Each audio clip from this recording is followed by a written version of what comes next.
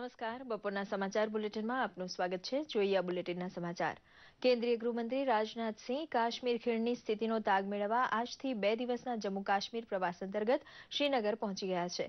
કાશ્મીર માટે જતા અગાઉ રાજનાથસિંહે જણાવ્યું હતું કે ઇન્સાનિયત, કાશ્મીરિયત અને જમ્મુરિયતમાં વિશ્વાસ હોય તેવા લોકો સાથે વાટાઘાટો માટે સરકાર તૈયાર છે.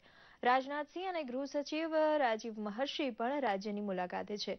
2 દિવસના પ્રવાસ દરમિયાન ગૃહમંત્રી કાશ્મીર ખીણમાં વિવિધ વર્ગના લોકો સાથે વર્તમાન સ્થિતિ અંગે ચર્ચા કરશે. પ્રધાનમંત્રી નરેન્દ્ર મોદીએ પણ કાશ્મીરની સ્થિતિ પર ચિંતા અને દુઃખ વ્યક્ત કર્યું છે. 1 મહિના દરમિયાન રાજનાથસિંહની આ બીજી જમ્મુ કાશ્મીરની મુલાકાત છે.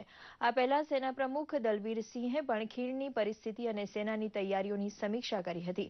તેમણે સેના સાથે પોતાની કાર્યવાહીમાં સંયમ રાખવાની અપીલ કરી છે. તો આ તરફ શ્રીનગરમાં લાગેલા કર્ફ્યુમાં છૂટછાટ આપવામાં આવી છે. જોકે આ સિવાયના વિસ્તારોમાં અત્યારે પણ કર્ફ્યુ ચાલુ છે.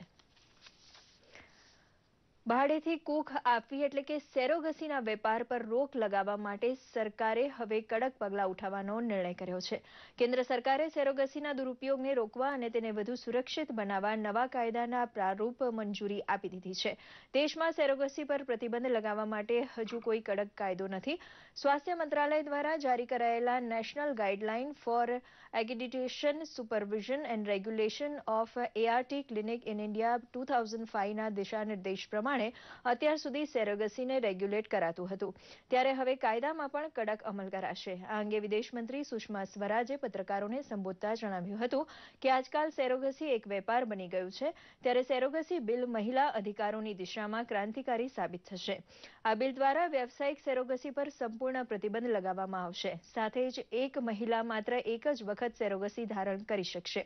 આ ઉપરાંત સુષ્મા સ્વરાજે જણાવ્યું કે શોષણ અને કોમર્શિયલ સેરોગસીના મામલામાં 10 વર્ષની જેલ અથવા 10 લાખનો દંડ થશે.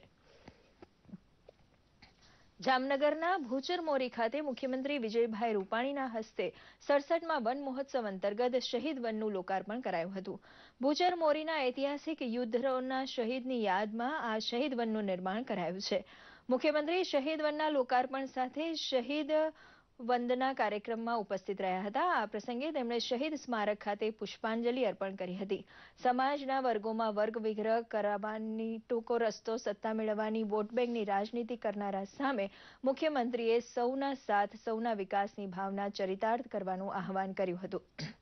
આ સાથે મુખ્યમંત્રીએ ગુજરાતમાં વન મહોત્સવને જન સાથે જોડીને જન મહોત્સવ રૂપે ઉજવવાની નવી તરહાની સરાહના કરી હતી. મહત્વનું છે કે રાજ્યના વન વિભાગ દ્વારા 67મા વન મહોત્સવ અંતર્ગત 10 હેક્ટર વિસ્તારમાં 70,000થી વધુ વૃક્ષોનો ઉછેર કરીને શહીદ વન તૈયાર કરાયું છે. ભારતીય તટરક્ષક દળમાં ગુજરાતના સાગર કિનારાનો હવાલો સંભાળતા coastguard commander additional director general K નટરાજને ગાંધીનગર ખાતે મુખ્યમંત્રી વિજયભાઈ રૂપાણીની શુભેચ્છા મુલાકાત લીધી હતી. મુલાકાત દરમિયાન નટરાજને રાજ્યના સમુદ્ર કાંઠે ચાલતી કોસ્ટગાર્ડની વિવિધ પ્રવૃત્તિઓ અંગે મુખ્યમંત્રીને વિગતવાર માહિતી આપી હતી. કોસ્ટગાર્ડની વિવિધ કામગીરીમાં સતત મળી રહેલા સહકાર બદલ તેમણે રાજ્ય સરકારનો આભાર પણ માન્યો હતો. માછીમારોને સદાય મદદરૂપ થતા કોસ્ટગાર્ડને શક્ય તેટલી મદદ કરવા ગુજરાત તરફથી ખાતરી મુખ્યમંત્રીએ આપી હતી. ઉત્તર અને મધ્ય ગુજરાત સહિતના અનેક વિસ્તારોમાં આગામી 2 દિવસ દરમિયાન ભારે વરસાદની આગાહી છે. ઉત્તર ગુજરાતમાં ગઈકાલે સૌથી વધુ 5 ઇંચ વરસાદ મોડાસામાં નોંધાયો હતો. જ્યારે મેઘરજમાં 4, પાલનપુરમાં 3 અને બાકીના સ્થળોએ 1 થી માંડીને 2.5 ઇંચ જેટલો વરસાદ પડ્યો હતો. ધરોઈ ડેમમાંથી પાણી છોડાતા અમદાવાદમાં વાસણા બેરેજના દરવાજા ખોલાયા છે.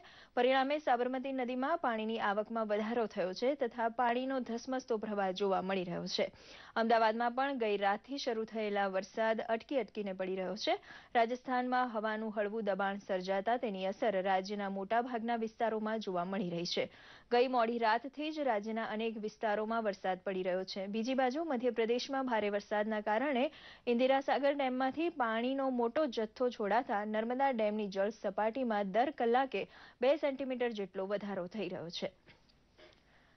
તો આ સાથે આ સમાચાર બુલેટિન સમાપ્ત કરીએ છીએ. નમસ્કાર.